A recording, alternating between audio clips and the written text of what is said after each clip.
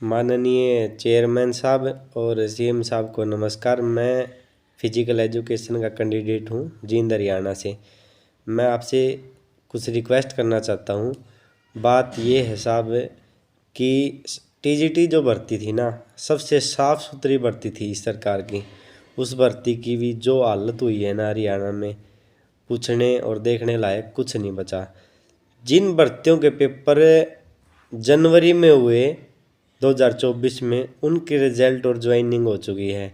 जिन भर्तियों का पेपर अप्रैल 2023 में हुआ था, डॉक्यूमेंट वेरिफिकेशन हो चुकी है। पेपर का रिजल्ट आया था, फिर डॉक्यूमेंट वेरिफिकेशन हो चुकी है, लेकिन फाइनल रिजल्ट और ज्वाइनिंग नहीं दी जा रही। ऐसा क्या गुनाह कर दिया टीजीटी कैंडिडेट ने जो इस भर्ती को रोका जा रहा है। 7471 परिवार दिन रात मानसिक पीड़ा से गुजर रहे हैं।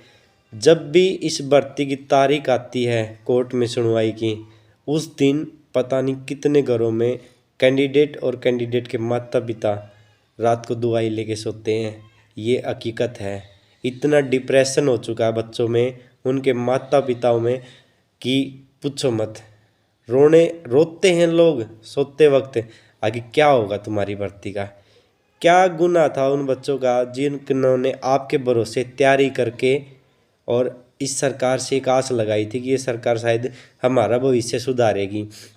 जनवरी 2023 को 17 या 18 तारीख को सीएम साहब ने घोषणा की थी कि इस सेशन हम 18,000-19,000 टीचर की भर्ती करने जा रहे हैं। जनवरी 2023।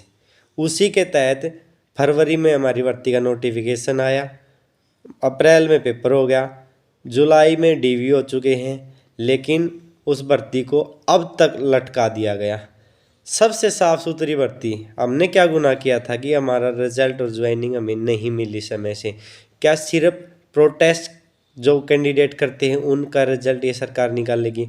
अगर ऐसा था तो आज से 6 महीने पहले हम भी धरने पे बैठ जाते, लेकिन हमने सरकार की मंशा और एचएसएससी की मंशा पर कभी कोई सवाल नहीं खड़ा किया। इसलिए हम घर बैठ के अपनी भर्ती का इंतज़ार करते रहे। लेकिन हमें क्या मिला? सिर्फ तारीख पे तारीख। कहते हैं कि कोर्ट से स्टे है। पहले 3 महीने की तारीख पर एचएसएससी की तरफ से जवाब नहीं दिया गया।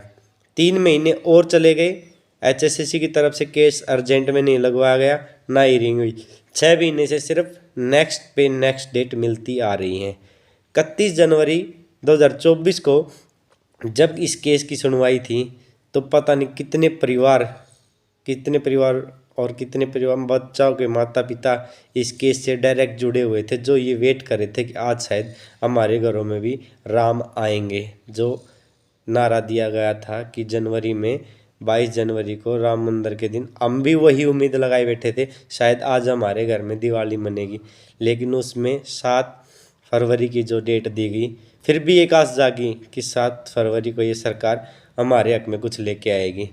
7 फरवरी को जब केस की फर्स्ट तारीख 13 मार्च दी जाती है, उस टाइम बहुत से घरों में दुआई आई है रात को सोने के लिए कि आज हमारा कुछ नहीं होगा, क्योंकि 12 मार्च के आसपास भर्ती में आचार संहिता का, इलेक्शन के माहौल से आचार संहिता लग जाएगी और भर्ती अब नहीं होगी।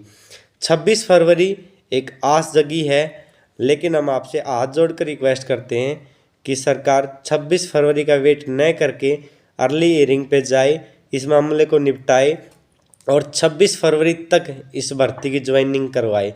क्योंकि ये तो कहने की बातें हैं कि भर्ती पे सटे हैं। सीटी की जो भर्ती थी ना, उस पे सबसे ज़्यादा केस थे। मेरे हिसाब से 20 या 21 केस कम से कम उस भर्ती पे थे।